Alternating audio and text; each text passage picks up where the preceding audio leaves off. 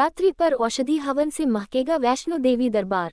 दुर्लभ जड़ी बूटियों के हवन अनुष्ठान से होगी रोगों से मुक्ति। श्री मीरा किशन दरबार ट्रस्ट की ओर से नाथद्वारा रोड स्थित वैष्णो देवी दरबार में इस नवरात्रि विशेष औषधि हवन का आयोजन होगा। इस हवन में 100 से अधिक दुर्लभ जड़ी बूटियों व शुद्ध घी का उपयोग किया जाएगा, जिससे वातावरण शुद्ध होगा और कैंसर, संतानता सहित कई रोगों में लाभ मिलेगा। पूर्व राज्य मंत्री हरीश राजानी व जिला आयुर्वेदिक अधिकारी शोभालाल औदिच्य ने बताया कि हवन से रोग प्रतिरोधक क्षमता बढ़ती है, मानसिक शांति मिलती है और वातावरण में सकारात्मकता फैलती है। साथ ही सिंधी समाज की ओर से महिलाओं के लिए 10 लाख रुपए तक का एक्सीडेंट बीमा करवाने की पहल की गई है। अब तक 2000 से अधिक महिलाएं इससे जुड़ चुकी हैं। मैं सुनील खत्री, माता वैष्णो देवी मंदिर नाथद्वारा रोड पर उसका सेवक हूँ और इन नवरात्रों के अंदर माता वैष्णो देवी मंदिर दरबार में हम लोगों ने एक औषधीय हवन का औषधीय यज्ञ करने का निर्णय लिया है, जो नवरात्रों के 9 ही दिन तक चलेगा। इस औषधीय हवन की ये साधारण हवन नहीं है, ये औषधीय हवन है। जिन भाइयों और बहनों को कैंसर जैसी असाध्य रोग बीमारी से जूझ रहे हैं, उसमें उस हवन में 70 से 80 तरह की औषधियों का हवन करके उसकी धुनी अगर वो लोग लेते हैं जो कैंसर से पीड़ित हैं, तो उनसे कैंसर जड़ से ख़त्म होता है। ऐसा मैं नहीं कहता, शास्त्रों में लिखा है।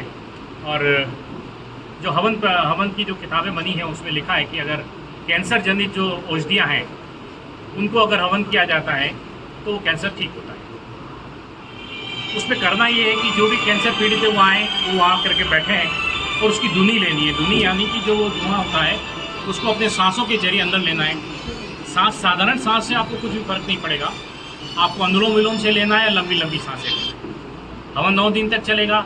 उस 9 दिन के अंदर आपको कम से कम 3 दिन आना है। जितनी देर भी आप बैठ पाएँ आप बैठें वहाँ पे।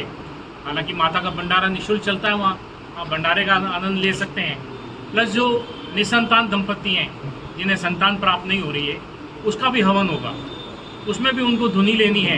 जितनी देर उन पति पत्नी दोनों को आना जरूरी है और आपको वहाँ जितनी देर धुनी लेंगे उससे आपको संतान प्राप्त होगी। तीसरा, जो माता गर्भवती है, अगर वो अकेली आ सकती हैं, अगर वो भी धुनी लेती हैं तो उसमें उनको ये फ़ायदा होगा, जो संतान होगी वो निरोगी रहेगी, प्लस विलक्षण बुद्धि वाली होगी। ऐसा शास्त्रों में लिखा है। और हमारा भी सोचना अभी आ रहा कि काफ़ी हमारे शोभालाल जी औदिच्य साहब पंडित जी बैठे हैं, इन्होंने भी काफ़ी रिसर्च करने के बाद ये निर्णय लिया कि इस तरह का हम लोग हवन करेंगे 9 दिन तक। और हम आप सभी से निवेदन करते हैं, जो इन असाध्य रोगों से पीड़ित हैं या और कोई भी आपको पीड़ित अस्थमा की तकलीफ़ है या किसी और तकलीफ़ है, उनका अगर आप आते हैं वहाँ और उनका धुनी का जो सांसों के जरिए आप लेते हैं, जितनी देर आप बैठ पाएँ आप अवश्य आएँ और ये दर्शन लाभ लें माता का और अपना बीमारियों से मुक्ति पाएँ। जय माता। वैद्य शोभालाल औदिच्य। इस प्रकार की सुनील जी ने भी बताया है पूरा कि जो ये 9 दिन चलने वाला यज्ञ है, यज्ञ वैदिक काल से चले आ रहे हैं और वैदिक काल से यज्ञ की परंपरा रही है भारत में। सनातन धर्म में यदि सबसे बड़ा काम है तो यज्ञ है, क्योंकि जब ये संस्कार है, 9 संस्कार, जो 16 संस्कार है, तो यज्ञ का बहुत बड़ा महत्व है। और इस यज्ञ के माध्यम से ऐसे रोग जो असाध्य रोग हैं उनको यदि अपन लाभ ले पाते हैं तो बहुत बड़ा लाभ फायदा होता है। और जिस प्रकार की दुनिया में बहुत सारे रोग जो है हो रहे हैं, उनको यदि बचाव है तो वो यज्ञ के माध्यम से हो सकते हैं। जैसा कि सर ने बताया कि यज्ञ कैंसर जैसे रोग है, तो रोगों को अपन एक सीमा तक अपन यदि रेगुलर वहाँ यज्ञ में बैठते हैं और वहाँ उसकी यज्ञ में 3 घंटे 4 घंटे बैठ के यदि वहाँ संविधा डाली जाती है, जैसे बहुत सारी मेडिसिन है, जो मेडिसिन प्लांट होते हैं उनके साथ घी का प्रयोग है, उसके साथ सुगंधित द्रव्यों का प्रयोग है। इस प्रकार लगभग 70 से ज़्यादा मेडिसिन वहाँ का यज्ञ किया जाएगा। उसके माध्यम से यदि रेगुलर लेता है तो जो कैंसर से बीमारी है, बहुत सारी ऐसी डिजीज़ हैं जो दुनिया में ठीक होने की बात है, उसको बहुत बड़ा उसमें लाभ मिलने वाला है। और रेगुलर यदि कोई व्यक्ति वहाँ रेगुलर आएगा तो उसको लाभ जरूर मिलेगा। दूसरी बात उन्होंने बताई है कि जिस प्रकार की गर्भवती संतान है, वो अच्छी संतान पैदा करने के लिए भी यज्ञ का बहुत बड़ा रोल है। पुराने ज़माने में यज्ञ को संतान के लिए भी यज्ञ करते थे पहले लोग, तो वो यज्ञ संतान के लिए भी हो सकता है और अच्छे संतान के लिए बस दिलीप राजा वगैरह सब लोगों ने यज्ञ किए हुए हैं।